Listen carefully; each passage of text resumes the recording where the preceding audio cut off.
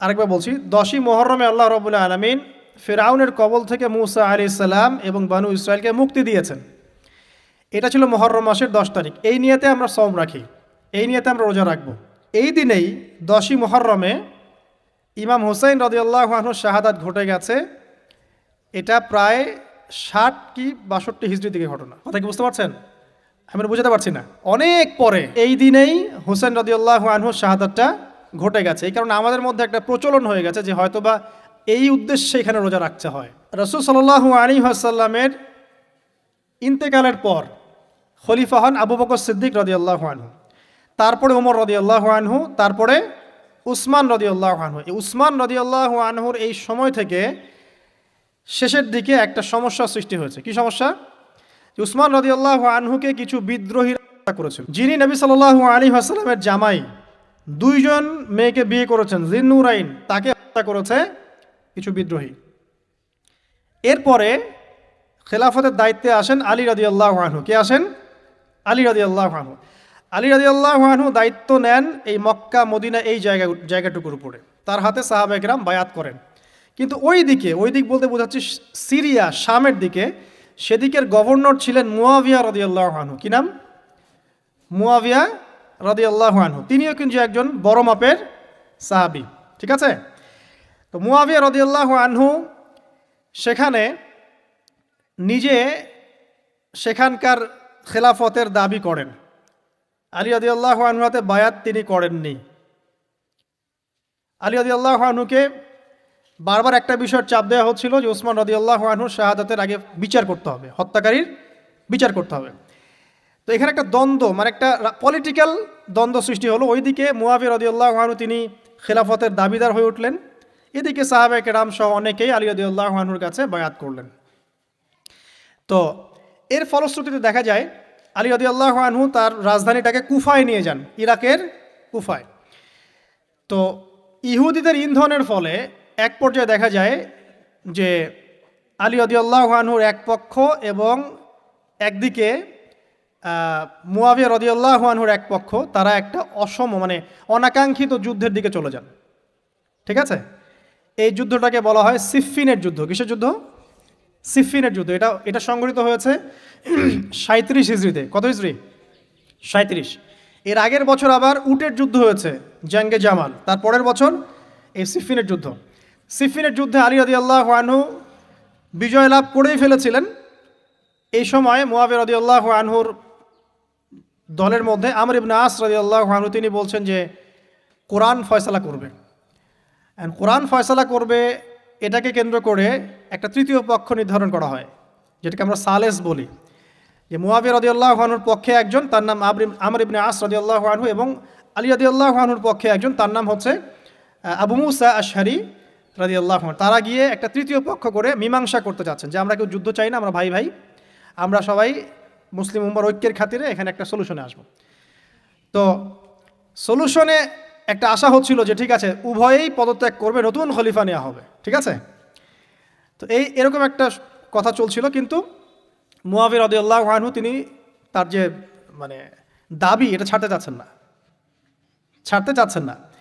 এইদিকে আলী রাদিয়াল্লাহু আনহু দলের মধ্যে কিছু মানুষ, প্রায় 12,000, তারা এই দল থেকে বের হয়ে গেল যে আমরা আলীকেও মানি না রাদিয়াল্লাহু আনহু, মুয়াবিয়াকেও মানি না রাদিয়াল্লাহু আনহু, এই আমর ইবনে আসকেও মানি না রাদিয়াল্লাহু আনহু, এবং এই আবু মুসা আশআরী তাকেও মানি না, আমরা কাউকেই মানি না। এবং এদেরকে বলা হয় খারেজি। কি বলা হয়? খারেজি। তারা এইখান থেকে দল থেকে বের হয়ে গেলেন। শুধু তাই না, তারা ফতোয়াও দিল যে আলী এবং মুয়াবিয়া এবং আমর ইবনে আস, আবু মুসা আশআরী সবাই কাফের, নাউজুবিল্লাহ।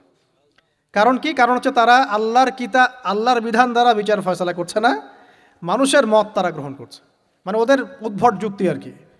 তারা আল্লাহর কিতাব দিয়ে ফয়সালা করছে না, বরং মানুষের রায় গ্রহণ করছে। এটা একটা খোরা যুক্তি ছিল। তো আলী রাদিয়াল্লাহু আনহু এদেরকে দমন করলেন। নহরওয়ান নামক জায়গায় তাদের সাথে যুদ্ধ হলো, এবং এই যুদ্ধে আলী রাদিয়াল্লাহু আনহু জয়লাভ করলেন। সিফফিনের যুদ্ধটা হয়ে গেল। এখন দেখেন দুইটা পক্ষ পাচ্ছেন আপনি এখানে, আলী রাদিয়াল্লাহু আনহু একটা পক্ষ, একটা কার? মুয়াবিয়া রাদিয়াল্লাহু আনহুর পক্ষ। এখন এই যে খারেজিরা বের হয়ে গেল, এখন তো দেখা যায় যে কিছু কিছু শব্দ বললেই মানুষ খারেজি ট্যাগ দিয়ে দেয় না? দেখেন এই খারেজি আকীদার সাথে কিন্তু আসলে পলিটিক্যাল সমালোচনার কোনো সম্পর্ক নেই। পলিটিক্যাল দ্বন্দ্বের সাথে, পলিটিক্যাল সমালোচনার সাথে কিন্তু খারেজি বা খাওয়ারিজম মতবাদটা আসলে জড়িত না। এটা কার সাথে জড়িত? ওই যে একদিন বলেছিলাম, খারেজিরা মনে করে কবিরা গুনাহ করলে কোনো ব্যক্তি কী হয়ে যায়? কাফের হয়ে যায়। খারেজিদের আকীদা হচ্ছে কবিরা গুনাহ করলে কোনো ব্যক্তি কাফের হয়ে যায়। এই আকীদাটার নাম খারেজি আকীদা। এটা কি বাংলাদেশে মুসলিমরা লালন করে? কোনো আলেম, কোনো বক্তা, কোনো মুফাসসির, কোনো মুহাদ্দিস আপনাদেরকে বলেছে কখনো এদেশের মাটিতে যে কবিরা গুনাহ করেছে এরা এদেরকে মেরে ফেলো? বলেছে? কিন্তু আপনি কিছু হক কথা বললে আপনাকে ট্যাগটা খেতে হয়। তা আসলে এই যারা এই ধরনের মানে ওই যে বলছি একদিন খারেজি ম্যানুফ্যাকচার্ড কোম্পানির সাথে সদস্য, এরা ভাঙাচোরা ইস্যু পেলেই কাউকে খারেজি ট্যাগ দিয়ে দেয়। আসলে মূল বিষয় এরা নিজেরাই খারিজ হয়ে যাচ্ছে দিন দিন, অন্যকে খারিজ করতে করতে নিজেরাই খারিজ হয়ে যাচ্ছে। এখানে দেখেন মুআবিয়া রাদিয়াল্লাহু আনহু এক পক্ষে, আলী রাদিয়াল্লাহু আনহু আরেক পক্ষে, ব্যাটেল, যুদ্ধ হয়ে গেল, সিফিনের যুদ্ধ হয়ে গেল, 3 দিন যুদ্ধ হয়েছে। ওই যুদ্ধে কি মানুষ মারা যায় নাই? মারা যায় নাই? মারা গেছে। তো আলী রাদিয়াল্লাহু আনহু তো বলেননি যে ওরা খারাজি। কারা খারাজি তাহলে? যারা এই যে 12,000 সৈন্যের মধ্য থেকে বের হয়ে গেল এবং সবাইকে কাফের ফতোয়া দিল যে আলীও কাফের, মুআবিয়া কাফের, আমর ইবনে আসও কাফের, নাউজুবিল্লাহ, আর এই যে আবু মুসা আশআরী তারাও কাফের। বোঝেন। এরপর তারা যখন বের হয়ে গেল, আলী রাদিয়াল্লাহু আনহু তাদেরকে হত্যা করলেন, তাদের সাথে যুদ্ধ করলেন। কিন্তু এদের কিছু কিছু মানুষ বেঁচে ছিল। এরা একটা প্ল্যান করলো। কি প্ল্যান করলো? যে আমরা চোরাগুপ্তা হামলা চালিয়ে এই 4 জনের সবাইকে হত্যা করে ফেলবো। কথা বুঝতে পারছেন? 4 জন একই দিনে প্ল্যান করলো। রমজান মাসের 17 তারিখ। কত তারিখ? রমজান মাসের 17 তারিখ। ওইটা সম্ভবত 40 হিজরি। কত হিজরি? সিফিনের যুদ্ধ হচ্ছে 37 হিজরিতে, এটা হচ্ছে কত হিজরি? 40, 3 বছর পর। এরা প্ল্যান করলো এই 4 জনকে আমরা একদিনে উড়িয়ে দেবো, মারি দেবো। এবং সেই প্ল্যান মোতাবেক তারা কাজ করলো। কাজ করে ঘাপটি মেরে বসে থাকলো। আলী রাদিয়াল্লাহু আনহু ফজরের নামাজে যাচ্ছেন, আব্দুর রহমান বিন মুলজিম নামে এক ব্যক্তি আলী রাদিয়াল্লাহু আনহুকে পুরো তরোয়াল দিয়ে আঘাত করে হত্যা করে। ইন্না লিল্লাহি ওয়া ইন্না ইলাইহি রাজিউন। কাকে হত্যা করলো? নবী সাল্লাল্লাহু আলাইহি ওয়াসাল্লামের মেয়ের জামাইকে। চিন্তা করতে পারেন? যিনি প্রতিটা যুদ্ধে নবী সাল্লাল্লাহু আলাইহি ওয়াসাল্লামের সাথে ছিলেন, তাকে বলল যে সে কাফের হয়ে গেছে। আর যে হত্যা করেছে আব্দুর রহমান বিন মুলজিম, সে হত্যা করার পরে আল্লাহ শুকরিয়া আদায় করেছে, নাউজুবিল্লাহ। সে বলেছিল যে আমি আল্লাহ শুকরিয়া আদায় করছি যে আল্লাহ আমার হাতে একজন পথভ্রষ্ট মানুষকে মারলেন, নাউজুবিল্লাহ। চিন্তা করতে পারেন? ওইদিকে মুআবিয়া রাদিয়াল্লাহু আনহুকে মারার প্ল্যান করা হয়েছে সিরিয়ায়। উনাকে আঘাত করা হয়েছে, কিন্তু আঘাতটা তার মানে শরীরের সেই জায়গায় লাগে নাই যেখানে লাগলে তিনি মারা যেতে পারতেন। তিনি আহত হয়েছেন, পরবর্তীতে চিকিৎসা করে সুস্থ হয়ে গেছেন। আর এদিকে আমর ইবনে আস এবং আব্দুর রহমান বিন আবু মুসা আশআরী, তাদের উপরে হামলা হয়েছে। আমর ইবনে আসের জায়গায় আরেকজন সাহাবী গিয়েছেন নামাজ পড়তে, তিনি ডেড। মানে তাদের উদ্দেশ্য সফল হয়েছে এই জায়গায় যে আলী রাদিয়াল্লাহু আনহুকে হত্যা করা হয়েছে। তো এখন আলী রাদিয়াল্লাহু আনহু যখন নিহত হয়ে গেলেন, তাহলে কে থাকলো এখন?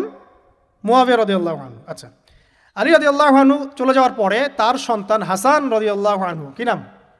হাসান রাদিয়াল্লাহু আনহুর হাতে সাহাবায়ে কেরামের অনেকেই বায়াত করলেন, মানে তাকে খেলাফতের দায়িত্ব দিলেন।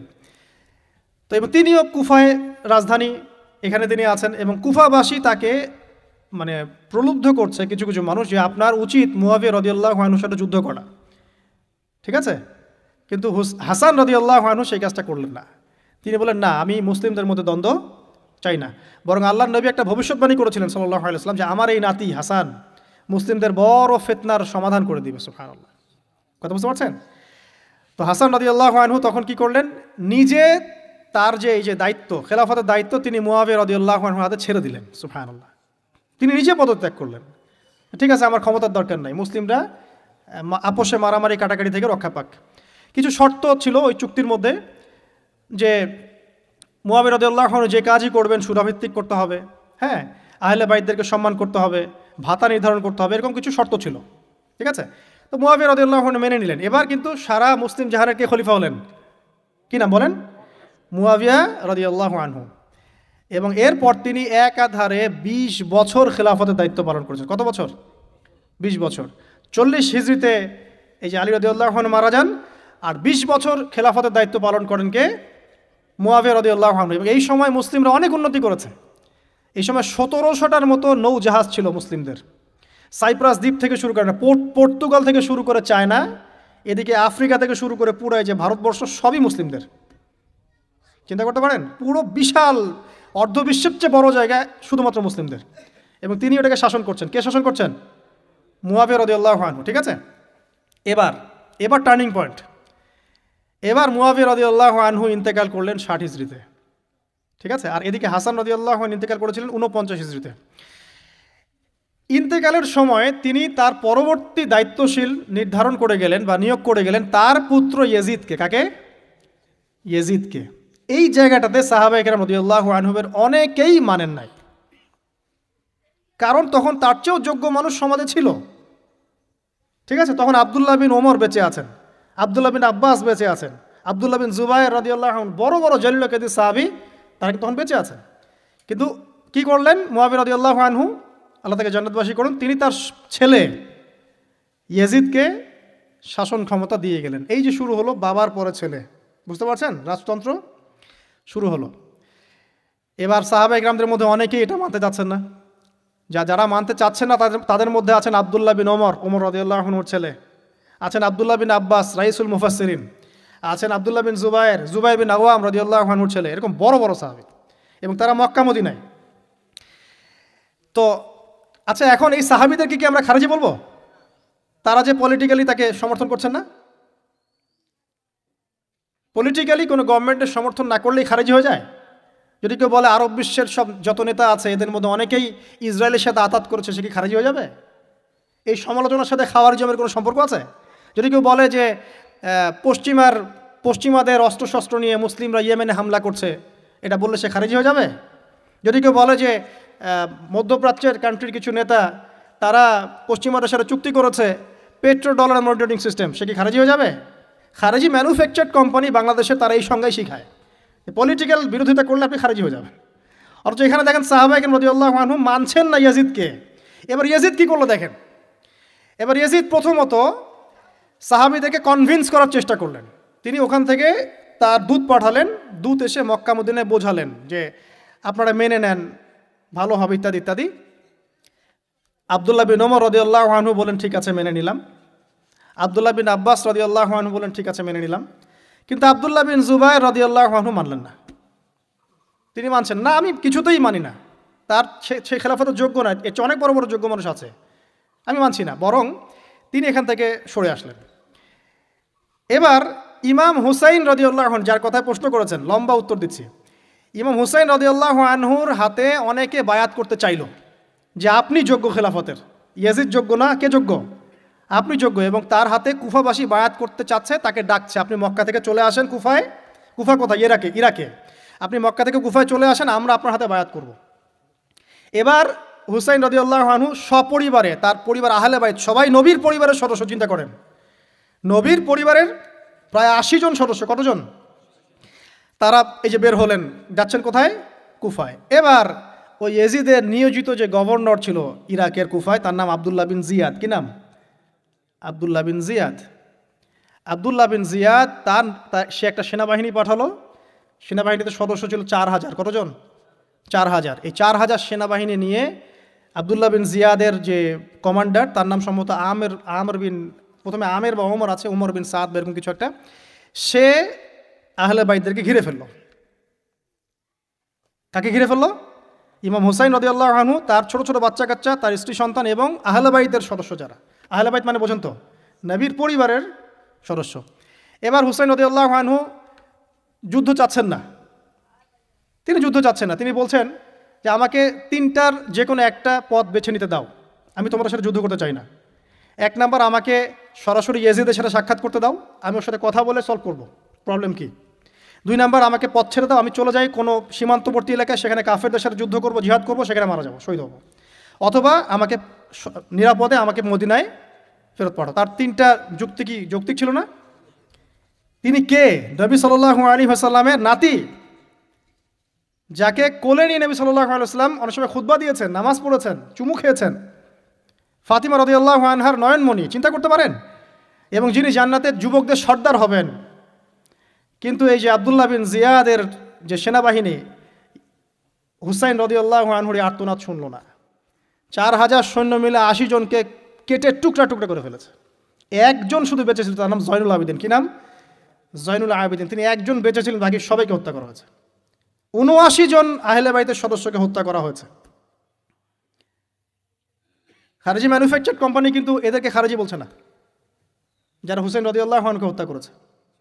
আপনি মিডল ইস্টের সমালোচনা করলে খারিজি হয়ে যাবেন, ওদের শেকড়টা চিনেন এখনো। অথচ ওরাই কিন্তু ব্রিটেনের সাথে হাত মিলিয়ে তুর্কিদের বিরুদ্ধে বিদ্রোহ করে ক্ষমতা দখল করেছে, জানেন? 1916 সালে 1916 এরাই ব্রিটেনের সাথে হাত মিলিয়ে তুর্কিদের অটোম্যানদের বিরুদ্ধে বিদ্রোহ করে, সশস্ত্র বিদ্রোহ করে ক্ষমতা দখল করেছে। ওরা খারাজি হয়ে যায়নি। পড়লে জানবেন সত্য কী জিনিস। এবার আসেন মূল পয়েন্টে আসি। এবার যে হত্যা করেছে ইমাম হুসাইন রাদিয়াল্লাহু আনহুকে, সে বর্ষার আগা পর্যন্ত, বর্ষার মাথায় হুসাইন রাদিয়াল্লাহু আনহুর মস্তক উঠিয়ে ধরে এটাকে নিয়ে ইয়েজিদের কাছে গিয়েছেন। আউযুবিল্লাহ। চিন্তা করতে পারেন? ইয়েজিদ যদিও বা এটার আদেশ কিন্তু করে নাই, সে ওই মস্তক দেখে আঁতকে উঠেছিল। এটা তুমি কি করছো? আমি তো এটা করতে তোমাকে বলি নাই। কিন্তু ওবায়দুল্লাহ বিন জিয়াদ এই কাজটা করেছে। এখানে আমরা ইয়েজিদকে নিষ্পাপ বলতে পারি না, বিকজ একজন শাসকের আন্ডারে যখন কোনো ক্রাইম হবে এর একটা দায়ভার তো তার উপর পড়বেই। যদি এটা মেনে নেই যে সেখানে টেকনোলজি ছিল না, অনেক দূরের পথ, খবর পাওয়া যায় নাই, সেটা অন্য ইস্যু হতে পারে। কিন্তু পরের ঘটনাগুলো আমাদেরকে অন্যদিকে নিয়ে যাবে। মনে রাখেন, এই ঘটনাটা হৃদয় বিদারক। এটা হচ্ছে এই 10ই মুহররমের একটা হৃদয় বিদারক ঘটনা। এটা ঘটেছে কত সালে? 62 হিজরিতে। কত হিজরিতে?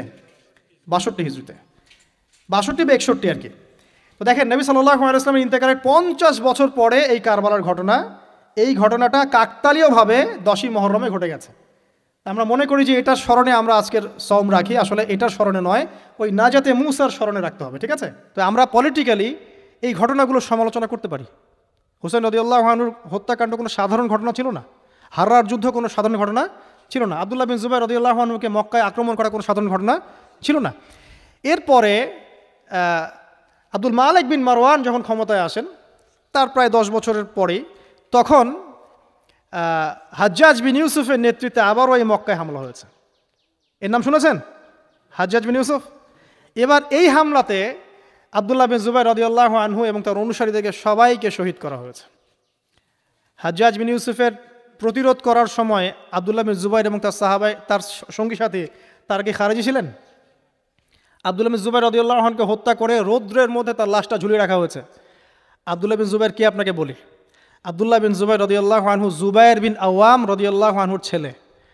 জুবাইর বিন আওয়াম কি আপনাকে বলি? জুবাইর বিন আওয়াম হচ্ছেন জান্নাতের 10 জন সার্টিফিকেট প্রাপ্ত সাহাবীর একজন। আব্দুল্লাহ বিন জুবাইর আসমা বিনতে আবু বকর রাদিয়াল্লাহু আনহুর সন্তান।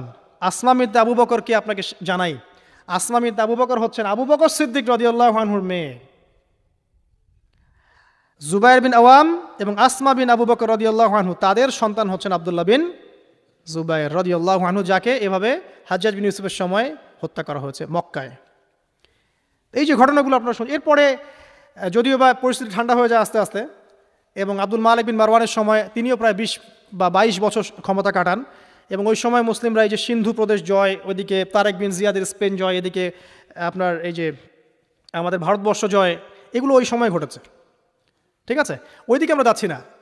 মূল যে জায়গাটা আপনাদেরকে আজকে বলতে চাচ্ছি সেটা হলো এই যে, প্রথমত কারবালার বিয়োগান্তক ঘটনার সাথে এই 10ই মুহররমের সওমের কোনো সম্পর্ক নাই। এটা নাজাতে মুসার সাথে সম্পৃক্ত। তবে এই হিস্ট্রিটা আপনার জানা থাকা উচিত, কীভাবে আবু বকর সিদ্দিক রাদিয়াল্লাহু আনহু থেকে এই আব্দুল্লাহ বিন জুবাইর রাদিয়াল্লাহু আনহুর শাহাদাত পর্যন্ত ঘটনাগুলো ঘটলো। আল্লাহ পাক আমাদের সবাইকে ঘটনাগুলো থেকে শিক্ষা নেওয়ার তৌফিক দান করুন। মূল বিষয়টা হচ্ছে এখানে পলিটিক্যাল বিরোধিতা একটা জিনিস, খারেজি আকীদা টোটালি ডিফারেন্ট জিনিস। আর অনেক পলিটিক্যাল দ্বন্দ্ব পেরিয়ে মুসলিম ইতিহাস, ইসলামের ইতিহাস আজকে এই পর্যন্ত পৌঁছেছে। এই দ্বন্দ্বগুলোর কারণে আমরা কখনো এক পক্ষ আর এক পক্ষকে কাফের, ফাসেক, জালেম, মুরতাদ বা খারেজি এসব ট্যাগ লাগাতে পারি না। এগুলো দুঃখজনক। আল্লাহ পাক এভাবেই আমাদেরকে পরীক্ষা করেছেন। এই ঘটনাগুলো ঘটে গেছে। আল্লাহ পাক আমাদের সবাইকে ইতিহাস থেকে শিক্ষা নেওয়ার তৌফিক দান করুন।